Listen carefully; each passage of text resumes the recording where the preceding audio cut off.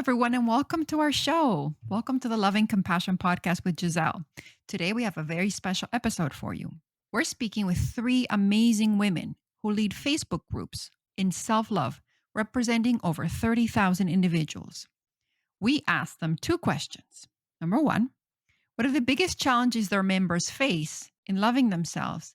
And number two, we asked about their ideas on how individuals can overcome these challenges. Our first guest is Alex from the Self Love Daily. Hello there. So my name is Alex. I am a holistic health coach specialized in body confidence, intuitive eating, hormone health, and all things self-love. I am the host of a Facebook group called Self Love Daily, and I have seen many barriers around self-love that come up with my clients and people in the group. One huge barrier that I see that I notice the most is comparing ourselves to others. Even though I am a coach and I work in this field and I'm specialized in this area, I still find myself comparing myself to other women. And this is a huge thing. It creates limiting beliefs, and we compare ourselves seeing what other people are doing, and that creates a blockage of us not wanting to do it because we feel like, okay, well, they're already doing it, or they're doing it better, or I can't be like them, or whatnot. So that is a huge thing that I see.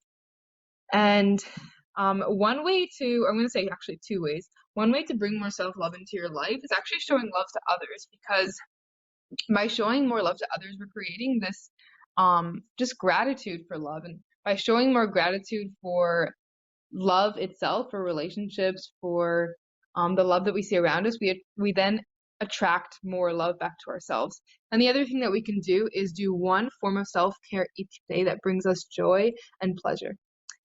Lots of love to you guys. What Alex said is so spot on. One of the biggest disservices that we do to ourselves is comparing ourselves to others, not just in career, but also with respect to our looks, intelligence, and our achievements. But why do we do this? Why do we compare ourselves to others? I think part of the reason is because we've created this society of comparison that really just reflects back to us that we are not enough and we should be doing more.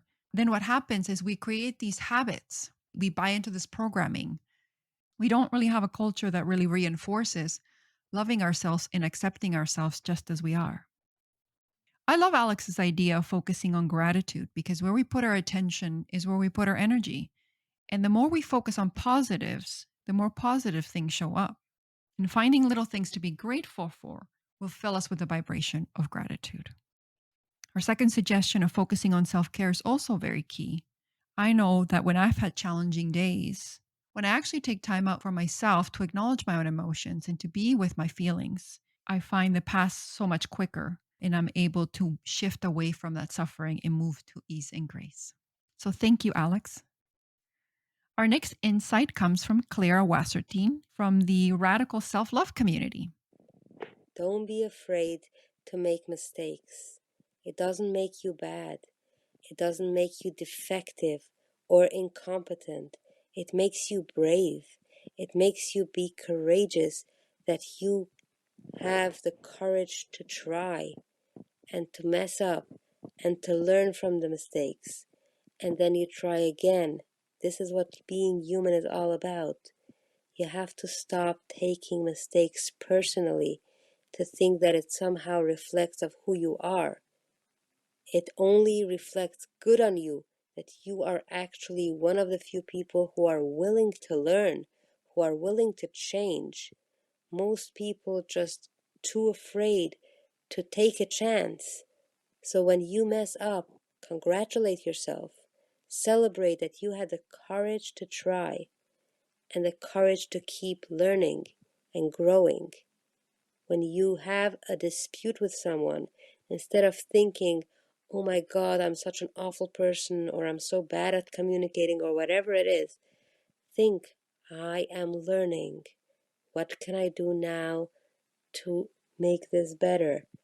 And if you don't have any idea what you can do, you can ask someone. You don't have to figure it all out on your own. We are human beings. We are not meant to figure it all out on our own. Thank you so much, Claire, for such a great insight. I love your comment on congratulating yourself for failing. So often it is our fears of not being good enough that prevent us from getting all the good in our lives. We're so afraid to fail, we don't even try to live our dreams.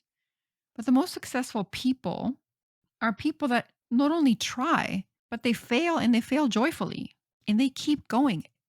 And I also love Clara's reframe of I'm learning as an opportunity to be compassionate to yourself. And along those lines, what if we didn't see mistakes as mistakes, but rather just feedback for ourselves or a redirection? And lastly, I want to introduce Dolby. Dolby is from the Self Love Tribe, which was started in 2011, and her insights are quite profound.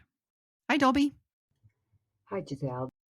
One of the barriers I see is people not understanding their feelings and their thoughts, and how their thoughts are what's creating their feelings, and the repetitive stories that they tell themselves and the beliefs that they have about themselves that keep them stuck in a story.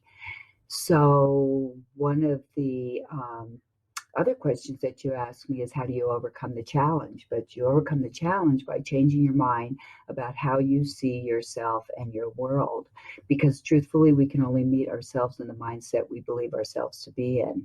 And our mindset is filled with lots of stories that are not necessarily true, that were downloaded to us from our well meaning friends and family.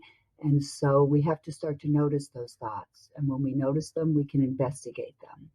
And then we can give them a place. And when we give them a place at our table in our minds, then they feel heard and they don't have so much sting to them. And then we can start to take those thoughts and they'll dissipate into thin air and replace them with new thoughts. Thank you, Dolby, for sharing your insights. I totally agree with what you're saying. It is our own thoughts that cause our suffering and our beliefs about our own self worth and self love.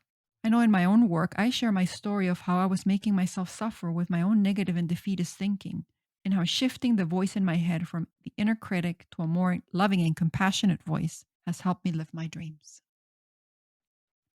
I'd like to say a big thank you to these wonderful ladies. Thank you, Alex. Thank you, Clara. Thank you, Dolby, for your amazing insights in helping us all be more loving and compassionate towards ourselves.